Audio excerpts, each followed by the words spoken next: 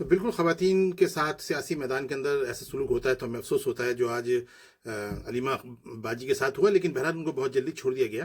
دیکھیں، جب خواتین سیاست میں آتی ہیں تو ان کو بھی ہر طرح کی مزاحمت اور سرکاری اور درباری جو معاملات ہوتے ہیں اس کا سامنا کرنا پڑتا ہے۔ بے نظیر بھٹو اگر تھیں سیاستدان تو شہید ہوئیں، اس سے پہلے انہوں نے قید کی صعوبتیں بھی اٹھائیں۔ اس کے علاوہ نسیم ولی خان تھیں ایک زمانے میں قومی اتحاد کی تحریک میں، ان کو بھی بارہا گرفتار ہونا پڑا۔ اس طرح 1992 کا آپریشن جب کراچی میں ہوا تو اس کے بعد خواتین نے بڑے بڑے جلوس نکالے۔ 1993 میں لیاقت آباد کے اندر جو جلوس کے اوپر اٹیک کیا گھوڑ سوار پولیس والوں نے، اور ان کو عورتوں کو پکڑ پکڑ کے یعنی مقید کر دیا مختلف امام باڑوں میں، مسجدوں میں، اور ان کو نکلنے نہیں دیا پورا پورا دن۔ تو یہ سب کچھ جب آپ سیاست میں خواتین بھی آتی ہیں تو ان کو یہ سب فیس کرنا پڑتا ہے، لہٰذا اس کے اوپر کوئی ایکسٹرا آرڈنری آہوکار مچانے کی ضرورت نہیں ہے۔ لیکن ہم تو یہ جانتے ہیں کہ ہماری تحریک انصاف جو ہے وہ عید کے بعد ایک بہت بڑی تحریک چلانے والی تھی، سڑکیں گرم کرنے والی تھی۔ اب سڑکیں گرم کرنا یہ ہم نے آج ہی لفظ سنا ہے، ہمیں تو نہیں پتا اس سے پہلے اگر ان کو سڑکیں گرم کرنی تھی تو بقول ان کے جب فارم 47 والا کوئی الیکشن ہوا تھا اور بقول ان کے کہ وہ یہ ساری 180 سیٹیں جیت گئے تھے پنجاب سے، تو وہ اس وقت سڑکیں گرم کرنے کے لیے ان کے کارکن کہاں تھے؟ یہی بات ہے جو اس بات کا ثبوت ہے کہ یہ فارم 47 بھی اتنا ہی جھوٹا ہے جس طرح کہ وہ 35 پنکچر والا مسئلہ تھا۔ پنجاب کے گلی گلی کوچے کوچے میں گھوم کے 3 دفعہ آ چکا ہوں الیکشن کے بعد سے، میں جو فروری کے الیکشن ہے، مجھے تو کہیں بھی 10 میں سے 3 آدمی پی ٹی آئی کے نہیں ملتے، شہری علاقوں میں 5 مل جاتے ہیں، بس اتنا فرق ہے۔ صرف ایک جھوٹا پروپیگنڈا کر کر کے انہوں نے ایک ماحول بنایا ہوا تھا، اور جب سڑکیں گرم کرنے کا مسئلہ آتا ہے تو اس کے بعد یہی کرتے ہیں جو آج آپ نے دیکھا۔ بمشکل 15 لوگ کسی مورچے پہ تھے جہاں پر پولیس نے ان کو روکا تھا، ان کے قومی اسمبلی کے ممبران کو، ان کے شورا بیان عمر ایوب کو اور فلاں لوگوں کو، اور علیمہ باجی کے ساتھ بھی گنتی کی 4 یا 6 عورتیں تھیں۔ تو یہ ٹوٹل ان کی اسٹرینتھ ہے۔ اصولی طور پہ تو اگر ان کے خیال میں کوئی زیادتی آج ہو گئی تو پورے پنجاب کو، پورے پاکستان کو نکل آنا چاہیے تھا، تو ایسا کچھ بھی نہیں ہے۔ اب اور دوسری بات یہ ہے کہ میں آپ کو اس بات کا اندازہ لگوانا چاہتا ہوں کہ دیکھیں، یہ تحریک ایسے نہیں چلا کرتی۔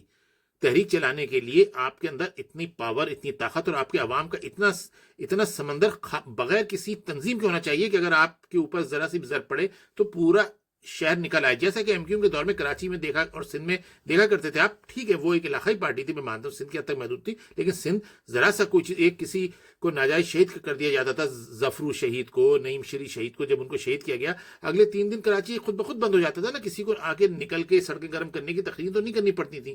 تو یہ ہوتی ہے تحریک۔ اس طرح قومی اتحاد کے زمانے میں جب دھاندلی ہوئی، ان سے کم ہی ہوئی جتنی یہ بتا رہے ہیں، 180 سیٹیں ان سے چھین لی اور یہ سب چپ چپ مناتے ہوئے گھر میں بیٹھ گئے۔ اگلے دن یہ جیت گئے تھے، اگلے دن ان کی شکست کا اعلان ہو گیا اور یہ گھر میں چھپے بیٹھے رہے۔ وہ بھائی سڑکیں گرم کرنی تھی نا جب، تو کوئی سڑکیں وڑکیں گرم کرنی نہیں، کیونکہ ان کا یہی، ان کی کیفیت اور ان کی مارجن ووٹ یہی ہے۔ اب جناب عالی، اب سنیے، یہ تکیہ لگائے بیٹھے ہیں مولانا ڈیزل سے۔ ہم نہیں کہتے، ہمارے لیے تو مولانا فضل الرحمان بہت محترم ہے۔ میری ذات کے لیے اگر کسی دیوبندی عالم کی میں صحیح معنی میں عزت کرتا ہوں تو وہ صرف مولانا فضل الرحمان ہے۔ لیکن یہ پہلے تو یہی ان کو ڈیزل کہتے تھے، اب پتہ نہیں، اب تو شاید پیٹرول یا شاید پانی کہتے ہوں گے، یا پتہ نہیں اب تو۔ بہرحال مولانا فضل الرحمان کے ساتھ کیا کرتے ہیں، لیکن میں تو یہ بتانا چاہتا ہوں کہ فضل الرحمان صاحب کو ملا کر یہ سمجھتے ہیں کہ، اور اس میں ہمارے اینکرز، جو میں یہی کہتا ہوں کہ ان کو میٹرک لیول سے زیادہ میں کسی کو بھی نہیں سمجھتا، زیادہ تر کو جن سے میں مل کے آیا ہوں اسلام آباد میں، ان کے علاوہ ہیں جو لوگ ہیں وہ ہیں بے وقوف۔ مجھے بتائیں، وہ بڑے آرام سے کہتے رہتے ہیں کہ جی مولانا فضل الرحمان صاحب شامل ہو گئے تو سڑکیں گرم کر سکیں گے۔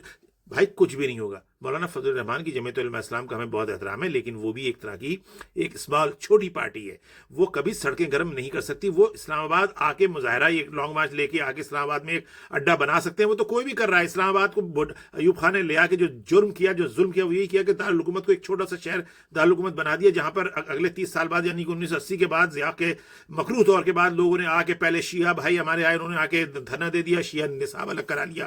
اس کے بعد اسکول کے ٹیچر آ جاتے ہیں، کبھی کوئی آ جاتا ہے۔ پھر اب یہ ہو گیا کہ اب یہ لاہور سے قافلے آ جاتے ہیں، کبھی کے پی کے سے قافلے آتے ہیں، وہ اسلام آباد آ کے سمجھتے ہیں کہ اسلام آباد آ کے ہم بیٹھ جائیں گے تو پورے پاکستان کے 25 کروڑ عوام کی حکومت بدل دی جائے گی۔ ایسا نہیں ہو سکتا۔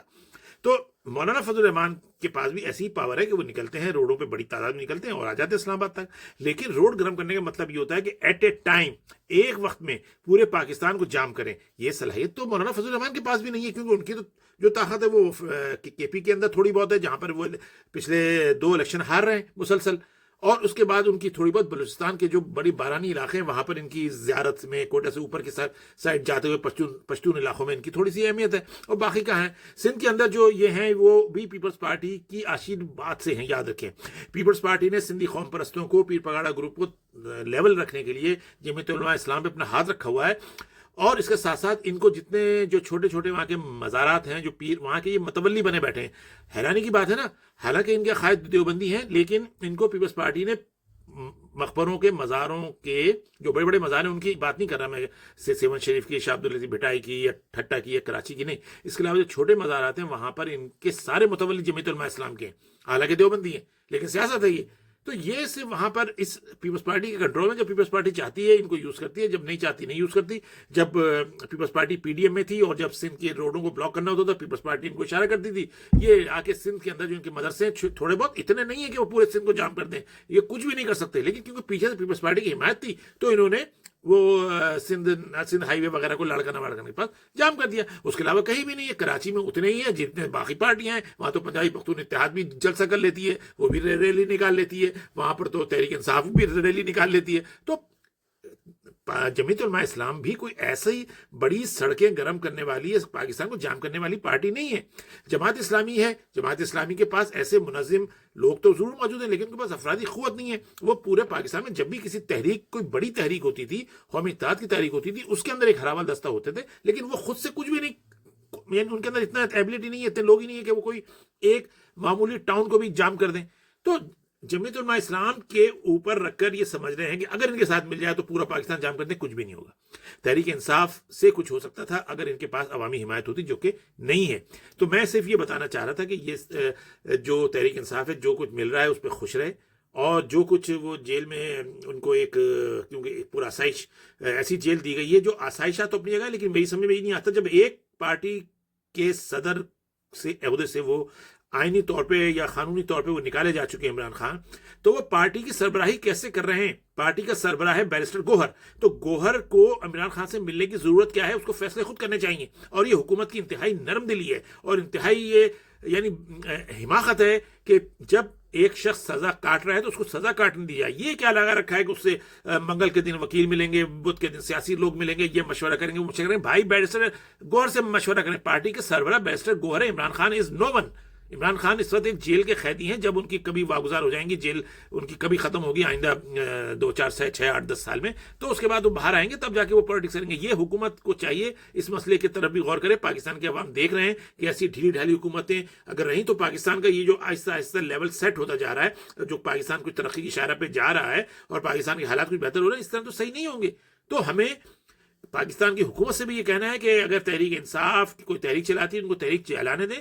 ان کے اندر جتنا ان کا پتا پانی ہے باہر سامنے آ جائے گا, جو کہ ان کے اندر بالکل نہیں ہے, کچھ بھی نہیں کر سکتے. یہ کراچی تو کیا, یہ لاہور بھی بند نہیں کرا سکتے, یہ پشاور بند اس لیے کرا سکتے ہیں کہ وہاں پر ان کی حکومت ہے. یہ ایک چھوٹا ٹاؤن بھی میاں والی بھی بند نہیں کرانے کی پوزیشن میں ہے. یہ ہم نے خود اپنی آنکھوں سے پنجاب کے دورے کر کر کے دیکھا ہے.